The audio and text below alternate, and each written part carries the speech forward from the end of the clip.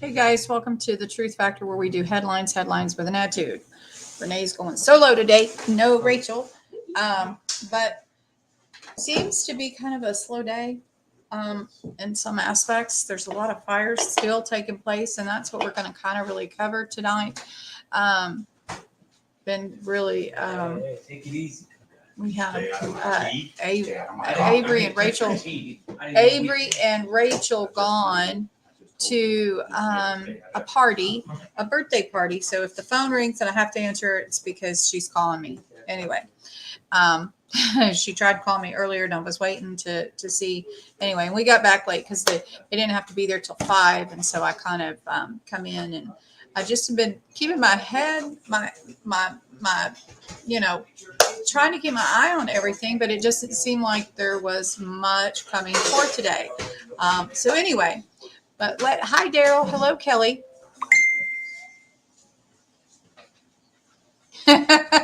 Let's talk about it. I hear you. Yeah. Let's not talk about that though. I know that song, Kelly. Let's talk about it though, right? Anyway, God is good.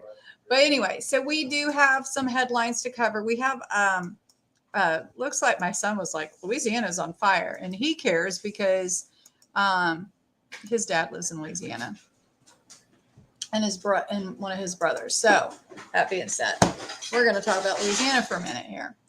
A fire at Louisiana oil refinery sends a tower of black smoke into the air, but no injuries reported. And I do know, I think it was Maryville, Louisiana, that they were evacuated, that entire town.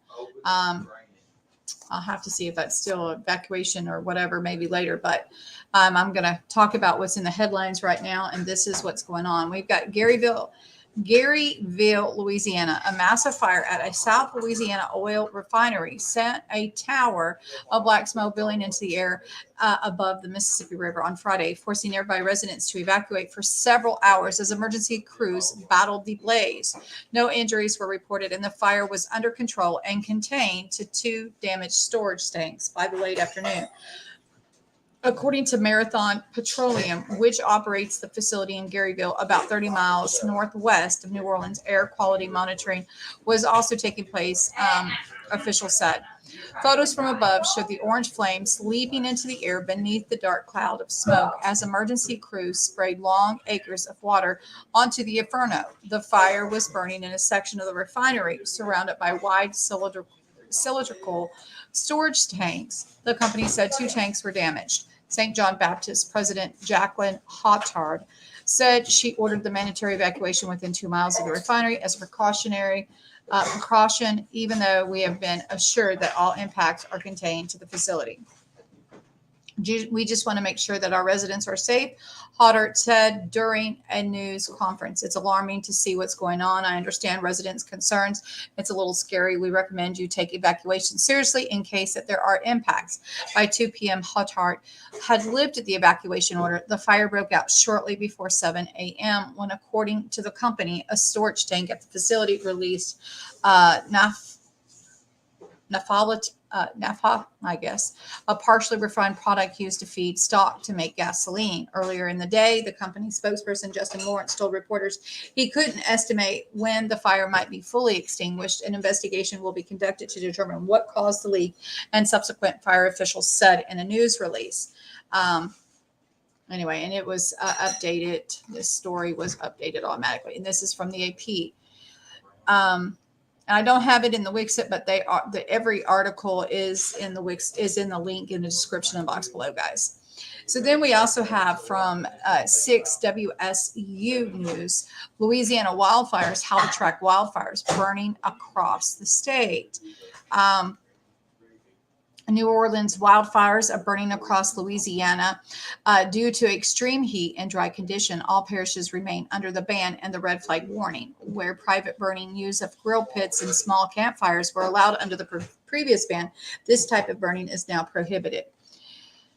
The Louisiana governor has activated a state of emergency operations center due to the hundreds of wildfires impacting the state. The operations center will work to coordinate resources to combat the fires and stop any new wildfire threats.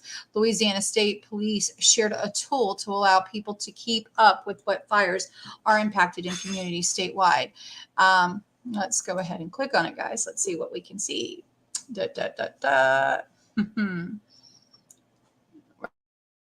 I got bookmark it. Wow. See, I like this one.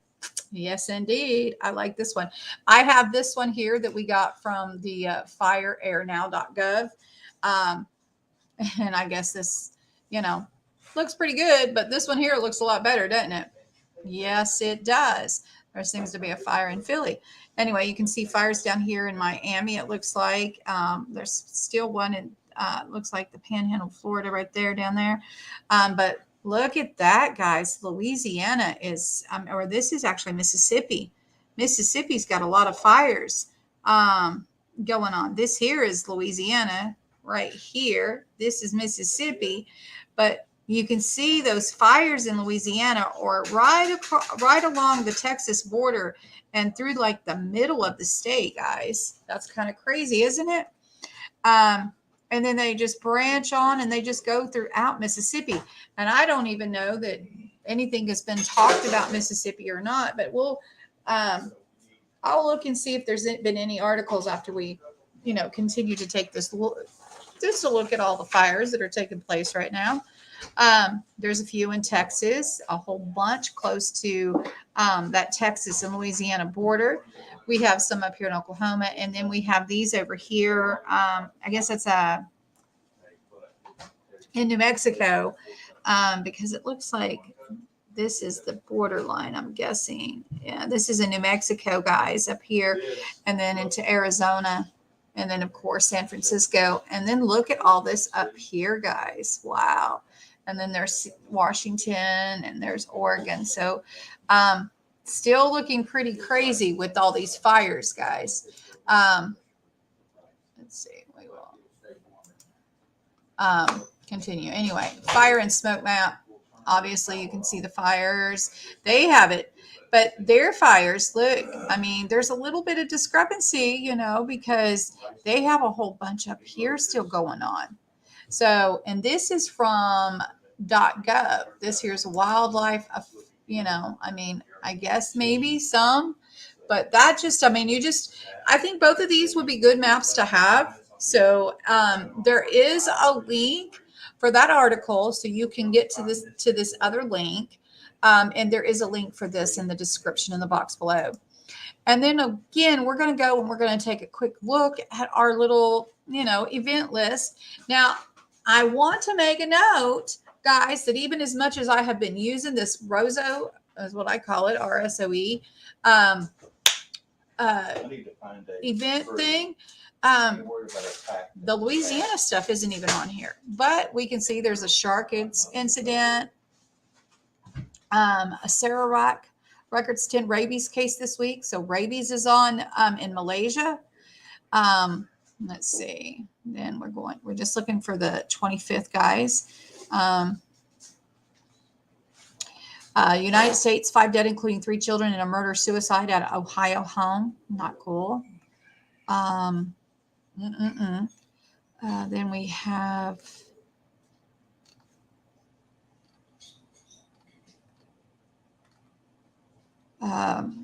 a fire at a Texas prison forces inmates to evacuate, but no injuries are reported. Now, I didn't see an article for this, but again, no injuries.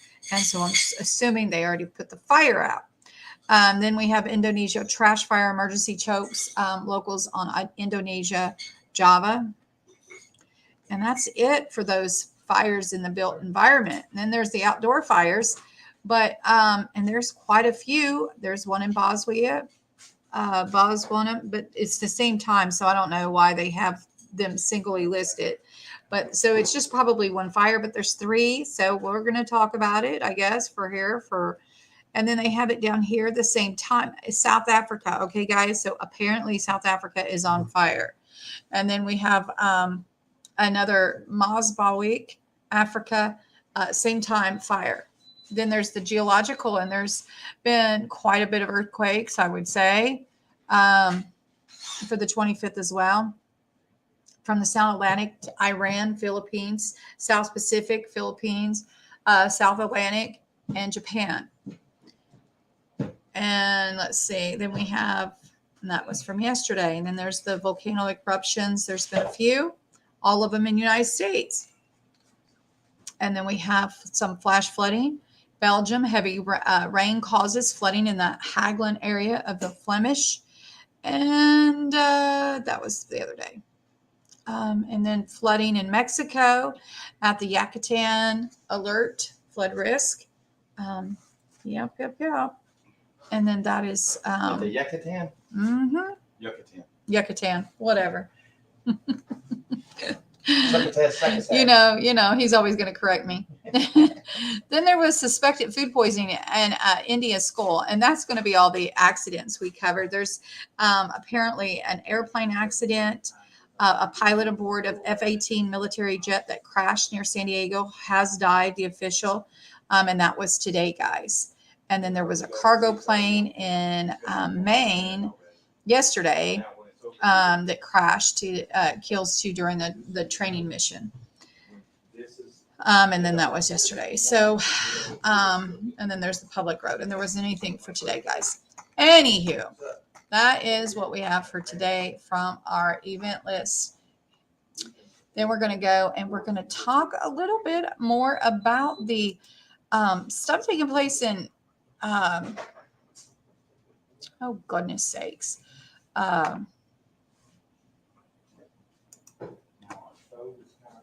Maui. We'll take a quick look here. Hello, Daryl. What's in Huntsville, Texas? Indiana. Yes, we got an article about Indiana, but it's not really technically about Indiana. Okay. But it's about Maui. And I just kind of felt like, Maui, how do we connect Maui to Indiana? But I'm going to tell you how we are.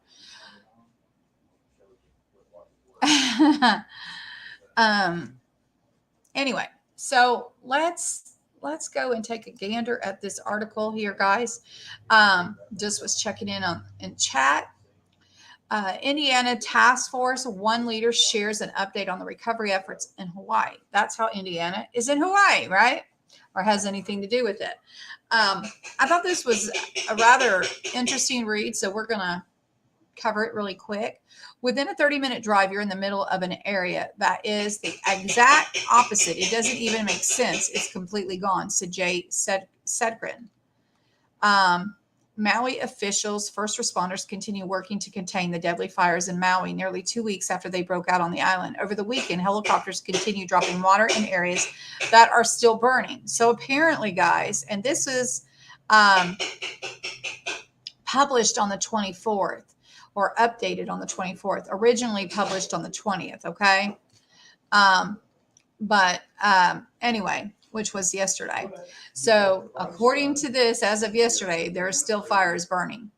13 News received an update on Maui wildfires from local firefighters on an Indiana Task Force 1. The Indianapolis Fire Department Battalion Chief Jay Sedgren, Indiana TF1 leader for this deployment, spoke with 13 News ahead of the team's third day in Hawaii. After initially seeing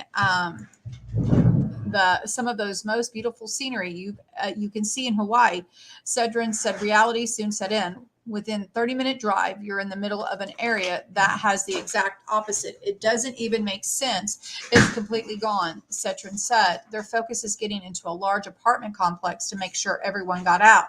We have no idea what we're getting into, so we have to systematically search the entire building, Sedgren said.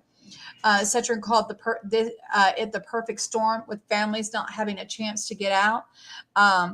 Well, we saw an article from Zero Hedge that kind of says different, right? Absolutely just horrific. yesterday. The high pressure on one side, the hurricane moving to the other side, but then you have to also factor in the two volcanoes on each side of the island. It just created the perfect atmosphere for this fire to be a wind fed and so move so much faster than I think anybody's ever seen one move. At least what I've dealt with, Cedrin said. The 34-year-old veteran is moving his team of 70, paying attention to their mental and physical health. We're working in 85-degree weather with the 45% humidity for basically 10 to 12, maybe even 14 hours a day. So they're doing a very good job making sure we stay healthy, Cetrin said. Each firefighter has been checking in with their families, but with power lines down, finding a signal continues to be a challenge. The only reason I'm able to do this interview is because you guys have set up a really strong center where we have some communication, Cedrin said. Cedrin isn't sure how long his team will be in Hawaii. They plan to stay at this current site for the next week. We feel the locals here, they've been through a lot. The least we can do is help in some way, Cedrin said. They're just concentrating on a task at hand. We have one of the best teams in the system of the 28, and I couldn't be more proud of the work they do, Cedrin said. Anyway, guys, so I just wanted to, give a shout out to Indiana, obviously, where we live in. And just hearing, maybe some more news from different perspectives on the situation in Maui. But now we're gonna switch gears just a little bit. I'm gonna the prison fire in Huntsville. I covered that on the event list, Daryl. I don't have an article, but I did cover the fire. They said that there were no injuries on the event list. It was on the event list. But we did cover that via the event list. And I'll bring that back up here in a second for you so you can see that. Anyway, so we're going to talk about this fire article from End Time Headlines. It says parents find the remains of a teen son hugging a dead dog in Maui home destroyed by wildfire. Grieving parents found the body of their 14-year-old adopted son hugging his dog after a Maui wildfire, then carried him around a half a mile to a police station to confirm among the dead. Schoolboy Cairo Fontes had been home alone, enjoying his last day of summer break when the deadliest U.S. wildfires in a century started overwhelming his neighborhood in Lahana. His mother, Les Vargas. The mom was working 5 miles away at the time and unable to get home when she saw the smoke, despite begging cops to let her through the barriers. When she and the rest of her family managed to search their home 2 days later, they found Cairo's charred body wrapped around his dead dog. The sobbing mom told CBS. God maintained him like this, so we knew it was him, she said of her adopted son. The family then wrapped Cairo's body in a tarp, carrying the remains a half a mile to the nearest police station, the Maui Police Department on Thursday confirmed. And I guess, guys, if there's any kind of thing that we can take positive, at least this mother knows where her son is. Unlike so many of these other families, they don't have a body. And so my prayers tonight, guys, if you join me tonight, will be for the families to have closure, guys, because it is just devastating not having anything to identify with, right? Because then there's always that hope, right? And anyway, so then we're going to switch gears, but I do want to show Daryl the RSO event list where we covered that, so you can see, buddy. Our internet is kind of slow today. I guess be grateful we have internet, even if it is slow.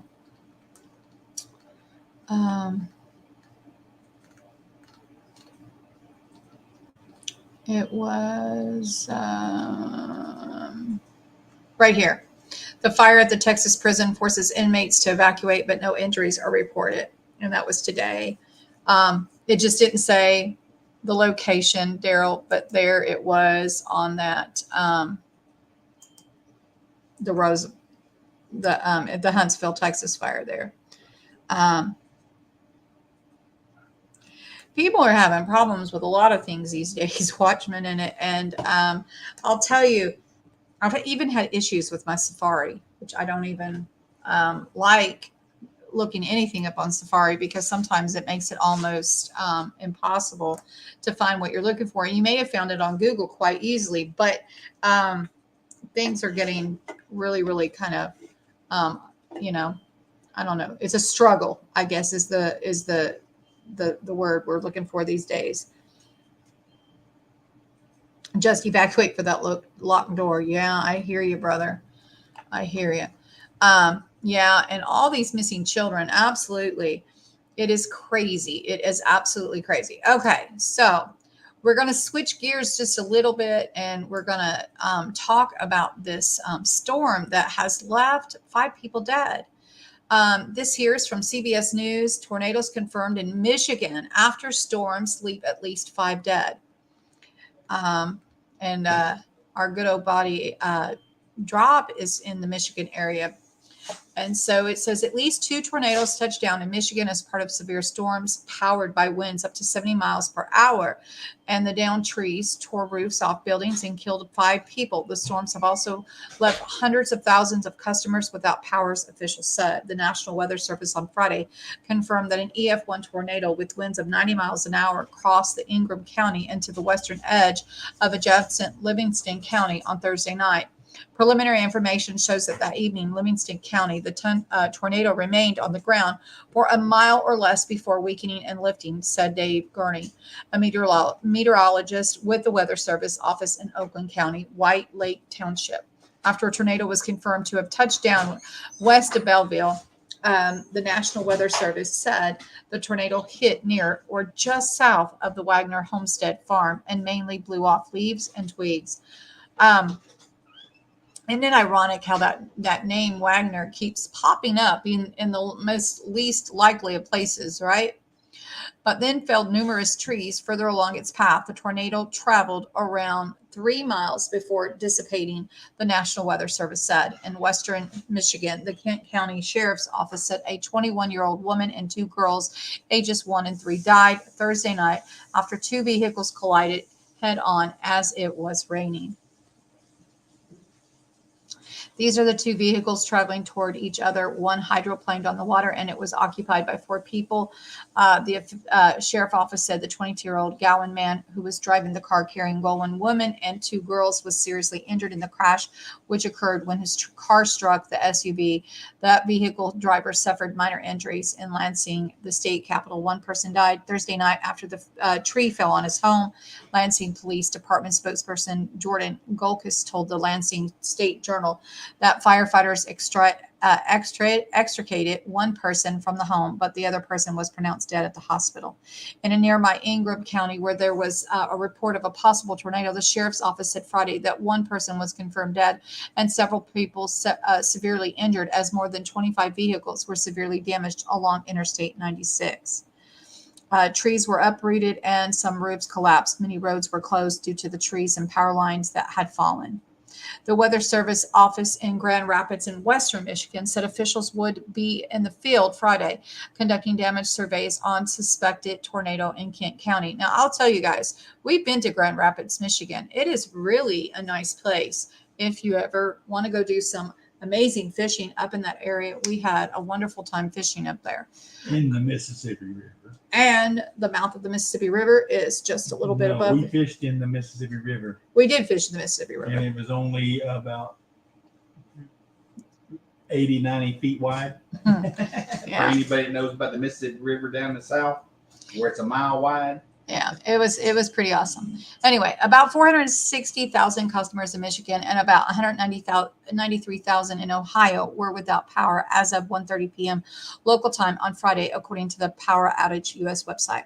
And the North Detroit suburb of Southfield in Oakland County, McQuarrie said he was in a ranch home about 9:30 Thursday when the large part of the trunk on the neighbor's tree came crashing down, sounding like a train coming through. The tree ended up across the front of Barry's driveway, and a yard took up down the power line, dropping them onto his driveway, and at least 1 vehicle, leaving Barry and his neighbor without power. I can't get out of my driveway. I can't go anywhere. Barry said Friday morning. We're out of power, and it's very frustrating. Wayne County Executive Warren Evans declared a state of emergency Friday in Michigan's largest county, which includes Detroit, due to the power outages, flooding, fallen trees, and power lines and storm debris. The county also warned residents to avoid any contact with several rivers after flooding caused municipalities discharged partially or fully untreated wastewater into various waterways. In Macomb County, northeast of Detroit, several thousand basements in East Point and St. Clair shores were spared flooding when the stormwater and wastewater were discharged to Lake St. Clair through an emergency bypass system. Public Work Commissioner Candace Miller said the bypass has been used only 3 times since 2017, but twice this week. Apparently, these storms have become our new normal, Miller said. This has been like a tropical storm, and both government and residents will need to make appropriate preparations whenever possible. Canton Township, a community of some 100,000 west of Detroit, was hit earlier this week by flooding in its downtown business district. Then Thursday night storm produced what we believe to be 2 at least heavy wind shears, if not tornadoes, said township survivor Anne Marie Graham Huddock. Some of our parks are destroyed, she said, adding that the township received calls from 200 residents regarding flooding in their basement. Part of the roofs collapsed and shingles were ripped off at an adult foster care facility near Wilmington in Ingham County. The storm Thursday night followed a round of heavy rain Wednesday that left areas in southeast Michigan where over 5 inches, 12.7 centimeters of rain by Thursday morning, resulting in street flooding in Detroit area, including tunnels leading to Detroit Metropolitan Airport in the suburb of Romulus, officials said. Officials reopened the airport in McNamara Terminal on Thursday afternoon. Severe storms developed in the western part of the state this afternoon. On Thursday afternoon, airport officials provided additional updates saying access to the airport was restored.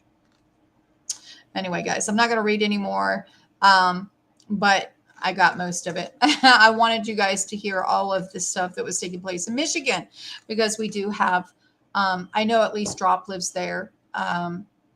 And I think someone else lives in Michigan, but I'm not sure. I know Miss Harriet, I think she's in Wisconsin, and Shannon is in that area somewhere. Anyway, then we have Virginia family pulls teens from high school after they told him to take down the mounted American flags on his truck.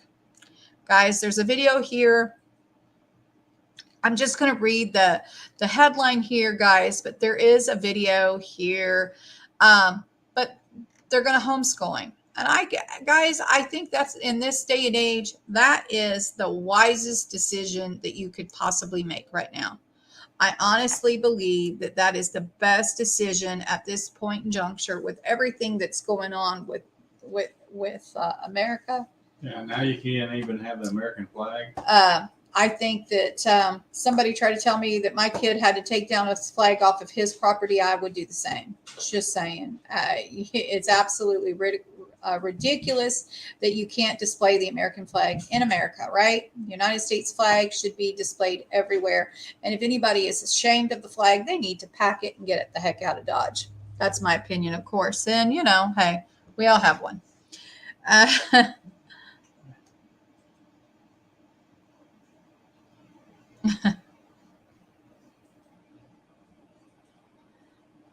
Amen. I hear you, Tanya.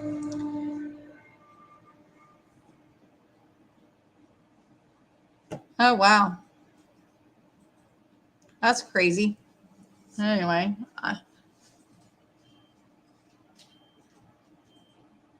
Oh, wow. That's not good, Watchman. Not good at all. Yeah, that's crazy. Absolutely crazy. Anyway, got Hi Kroll from Poland. How are you, brother? How is things in Poland? We haven't really seen anything lately, which probably should be concerning. We were getting an article almost every day, 2 and 3 articles sometimes, and now we haven't heard much. Hello, Miss Wendy Fowler. How are you? Hey, MG, haven't seen you in a while.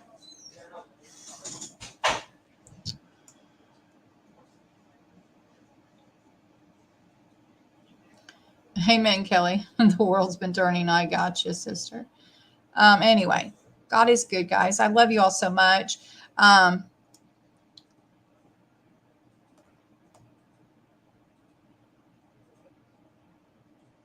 Most definitely. Anyway, God is good. We'll see everyone tonight at Bible if you join me for tonight's Bible. If not, we'll see you on Monday, guys. I hope you all have a blessed weekend. Unless something major happens, you guys know I'll try and bring it to you. If it's not anything, I do post stuff in community tab if it's just important, but not urgent. Anyway, I love you. I hope you all have a blessed weekend. And thank you guys so much. And God bless each and every one of you. Have a wonderful day. Bye.